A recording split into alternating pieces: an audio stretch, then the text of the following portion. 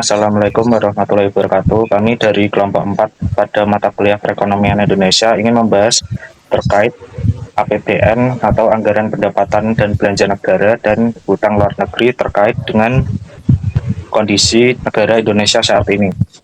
Dan untuk PPT kami ini berjudul APBN dan Hutang Luar Negeri. Next.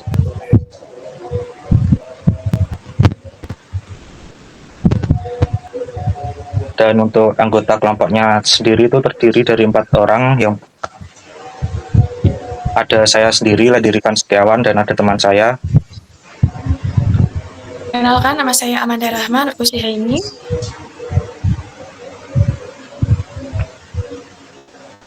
Saya Sofia Azahra. Saya Azahra Desti Subegio. Next.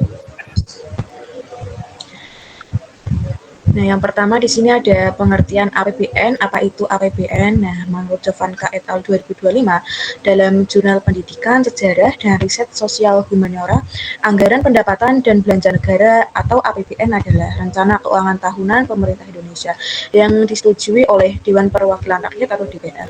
Berisi daftar rinci rencana penerimaan dan pengeluaran negara selama 1 tahun anggaran. Dan berdasarkan pasal 1 angka 8 UU nomor 17 tahun 2003, APBN bukan sekedar dokumen teknis keuangan, melainkan juga produk hukum formal yang ditetapkan bersama oleh Presiden dan DPR setiap tahunnya. Nah, di sini ada dasar hukum APBN. Yang pertama ada pasal 23 Undang-Undang Dasar 1945, yaitu APBN ditetapkan setiap tahun melalui undang-undang yang disetujui Presiden dan DPR. Dan yang kedua ada UU nomor 17 tahun 2003, itu tentang keuangan negara, mengatur prinsip pengelolaan keuangan secara tertib, efisien, transparan, dan bertanggung jawab. Yang ketiga ada UU nomor 1 tahun 2004, itu tentang pemendaharaan negara, yaitu mengatur pelaksanaan teknis keuangan dan prinsip personal liability.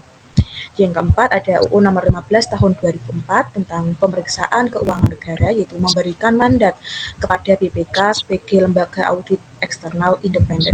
Yang terakhir ada UU nomor 62 tahun 2024 tentang APBN tahun anggaran 2025, yaitu payung hukum seluruh kebijakan fiskal pemerintah tahun 2025. Dari di sini ada fungsi APBN, di sini ada 4 fungsi. Yang pertama ada fungsi alokasi, yaitu untuk mendorong efisiensi ekonomi, investasi, dan produktivitas nasional. Yang kedua ada fungsi distribusi, yaitu menjamin pemerataan pembangunan di seluruh wilayah melalui sistem perpajakan yang adil.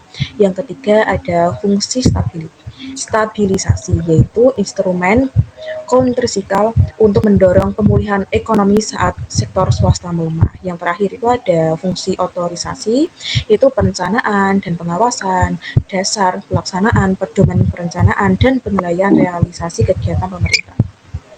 Dan di sini ada tujuan APBN, itu ada 5 tujuannya. Yang pertama ada mendorong pertumbuhan ekonomi yang inklusif dan berkelanjutan serta menurunkan angka kemiskinan. Yang kedua ada membiayai pembangunan sektor prioritas, infrastruktur, pendidikan, kesehatan, dan perlindungan sosial. Yang ketiga ada menjaga stabilitas makroekonomi dengan mempertahankan defisit anggaran dalam batas aman. Terus ada memastikan akuntabilitas, setiap penggunaan dana negara harus dipertanggungjawabkan secara transparan dan efisien. Dan yang terakhir ada mewujudkan Selanjutnya ada posisi APBN Indonesia saat ini. Nah, ini ada data anggaran 2025.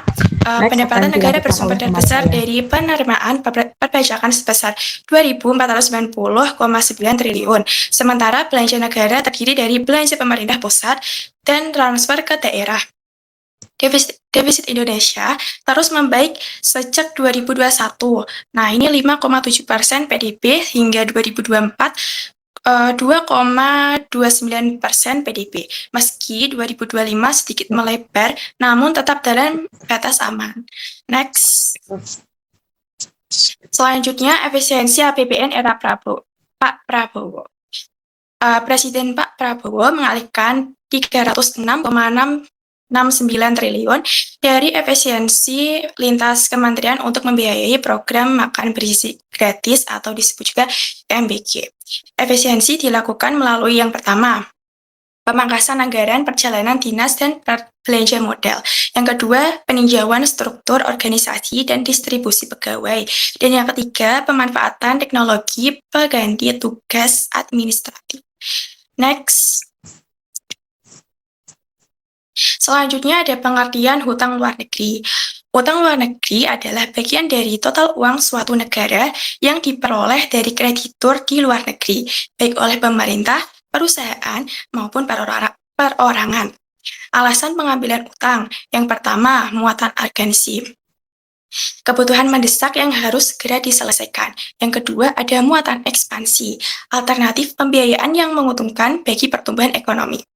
Dan tujuan utama utang luar negeri Indonesia. Yang pertama, membiayai proyek pembangunan infrastruktur. Yang kedua, mendorong pertumbuhan PDB dan memperluas lapangan kerja. Yang ketiga, menurunkan angka kemiskinan. Nah, batas maksimal rasio utang terhadap PDB ditetapkan sebesar 60% berdasarkan Undang-Undang Nomor 17 Tahun 2023. Next. Selanjutnya ada posisi utang luar negeri Indonesia saat ini. Nah, ini ada data grafik perkembangan utang luar negeri Indonesia tahun 2020 sampai 2024. Utang luar negeri Indonesia mengalami fluktuasi, namun cenderung meningkat. Kenaikan paling signifikan terjadi setelah 2020, dipengaruhi kebutuhan pemulihan ekonomi pasca pandemi COVID-19 dan tekanan ekonomi global. Dan selanjutnya akan dijelaskan oleh teman saya. Baik, selanjutnya ada asal utang luar negeri Indonesia. Di sini ada gambar untuk negara pemberi utang luar negeri tertinggi, yaitu sumbernya itu dari Bank Indonesia. Untuk negara-negara tersebut itu memberikan utang karena hubungannya itu diplomatik yang stabil. Indonesia itu dinilai mampu membayar hutang tepat waktu, serta tingginya volume perdagangan bilateral yang memperkuat kepercayaan kreditur. Selanjutnya ada penyebab utang luar negeri. Untuk faktor penyebab meningkatnya utang luar negeri itu yang pertama itu ada defisit anggaran.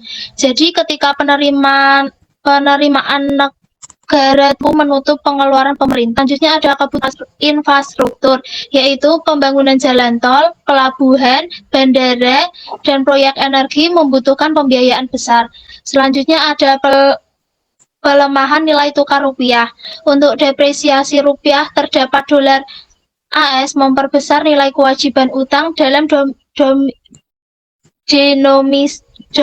denominasi rupiah. Terus ada tekanan ekonomi global, yaitu konflik geopolitik, kenaikan suku bunga internasional, dan inflasi dunia mendorong kebutuhan pembiayaan internal. Next.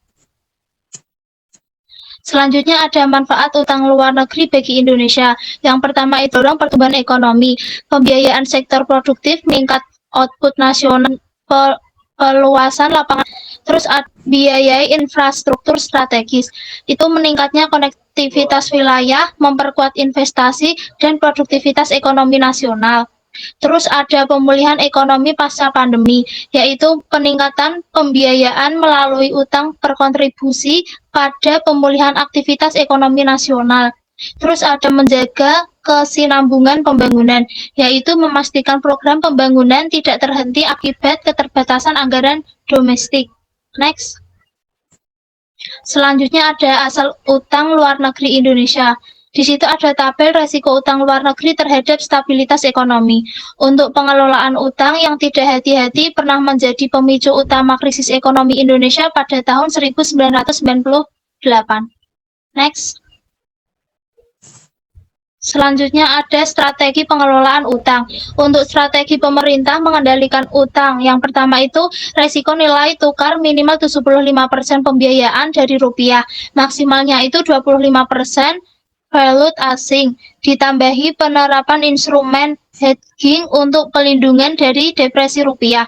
Yang kedua itu ada resiko suku bunga minimal 80% utang baru berbunga tetap, maksimal itu 20% bunga mengambang, guna menjaga kestabilan beban bunga dari fluktuasi suku bunga global. Yang ketiga itu ada resiko refinansiasi, mendomisili utang tenor panjang kurang lebih 5 tahun, serta memanfaatkan mekanisme debit switching dan cash buyback untuk memperkuat stabilitas fiskal. Selanjutnya akan dijelaskan oleh teman saya. Yang terakhir ada kesimpulan. Poin pertama, APBN adalah instrumen fiskal utama yang wajib dikelola secara transparan, efisien, dan akuntabel berdasarkan prinsip negara hukum. Poin kedua, utang luar negeri memberikan manfaat positif jika dialokasikan produktif, namun menjadi beban jika tidak dikelola dengan hati-hati. Poin ketiga, pemerintah perlu memprioritaskan pembiayaan domestik, instrumen bunga tetap, dan utang jangka panjang untuk menjaga stabilitas fiskal. Poin keempat, penguatan, pengawasan, dan reformasi politik anggaran menjadi kunci terwujudnya tata kelola keuangan negara yang bertanggung jawab. Next. Yang terakhir ada sumber literatur. Yang pertama ada Sukarsaatmadja AJ Silendeho LS dan Aulia AP pada tahun 2025 tentang pertanggungjawaban hukum dalam pengelolaan APBN antar politik, anggaran, dan hukum keuangan negara, Jurnal Pendidikan Sejarah dan Riset Sosial Humaniora. Yang berikutnya ada Mas Ul.E. Septianing Tias AS Rosilah R dan Hidayati S pada tahun 2026 tentang dinamika utang luar negeri Indonesia dan resiko stabilitas ekonomi jangka panjang, Jurnal Ilmu Ekonomi dan Bisnis. Berikutnya ada Mustari NH pada tahun 2026 tentang peran APBN terhadap ketahanan ekonomi Indonesia di tengah ketidakpastian ekonomi global dan pengelolaan utang negara, Jurnal Manajemen dan Bisnis. Berikutnya ada Kirana GDP dan Makriasti L pada tahun 2025 tentang pengaruh utang luar negeri terhadap ekonomi politik negara Indonesia, Jurnal Manajemen Ekonomi dan Akuntansi. Berikutnya ada Pramesti RF, Firdaus AA Yulia K dan Toyibah M pada tahun 2025 tentang analisis efisiensi APBN era Prabowo, kajian ekonomi dan analisis sentimen publik, Jurnal Ekonomi dan Ekonomi Syariah. Mungkin itu saja presentasi dari kelompok 4. Kurang lebihnya mohon maaf. Wassalamualaikum warahmatullahi wabarakatuh.